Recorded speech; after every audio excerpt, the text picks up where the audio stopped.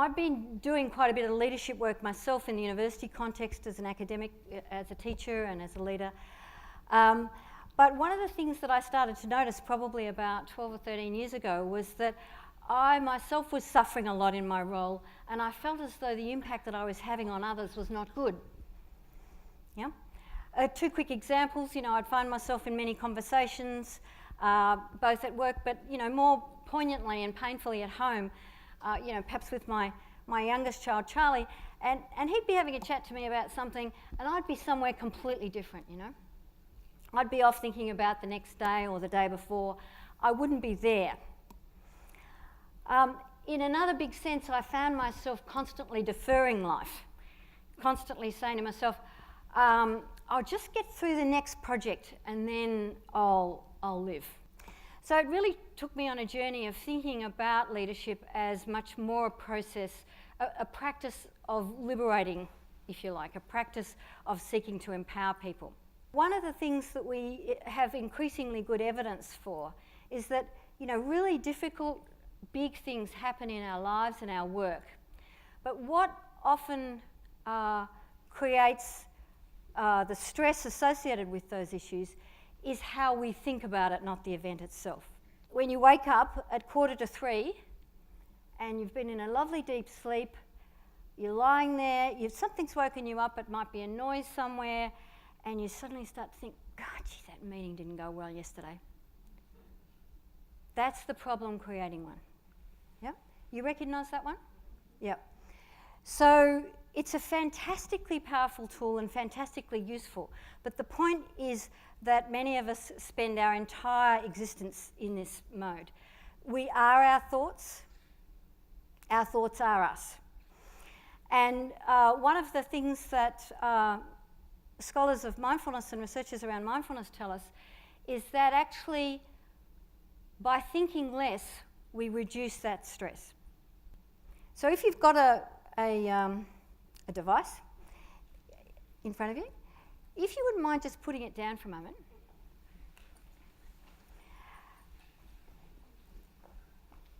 And I want you to just do a few big, long out breaths. So take an in-breath and out. Big sigh. Take another in-breath and out. Let it go. Another one, a bit deeper this time. And when we get feedback on our weaknesses, performance declines on average by 27%. When we get feedback on our strengths, performance improves on average by 36%. And that's a massive gap when we look at the number of organisations who are struggling around staff engagement and productivity challenges today.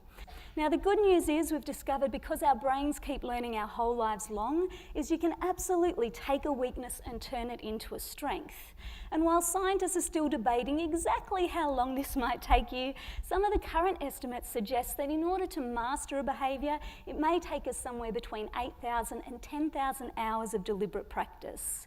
So to put that number into context, that would be a couple of hours every day of the year for about 8 to 10 years. And I don't know about you, but generally when it comes to improving my performance at work, I'm often looking for a bit quicker return on investment than that. So I'm not saying never fix a weakness. I don't believe that's what the future of work looks like. I do believe that the future of work looks like understanding what our strengths are and understanding, in this situation for this outcome, am I better to build on a strength, or is this a weakness that I need to address head on, and therefore I'm willing to make the time and effort to get there?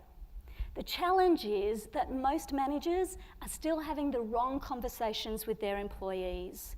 37% of managers we found are actually patting their employees on the back and simply saying, "Good job," which you can understand from the manager's point of view feels like they're doing the right thing, but from the employee's point of view, as nice as that is, it leaves them potentially feeling slightly anxious about which part of their job they're doing well and which things you want to see them doing more of.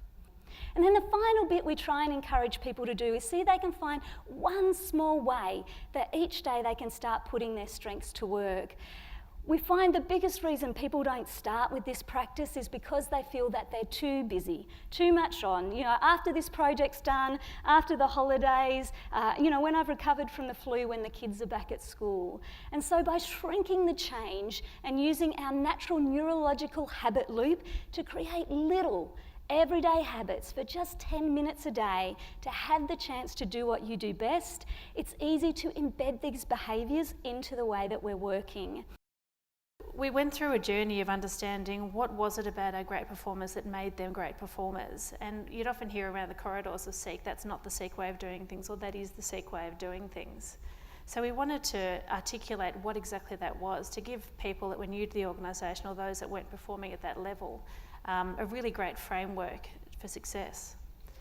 So very clever people at SEEK worked together to come up with what was the SEEK way and how exactly could we articulate that.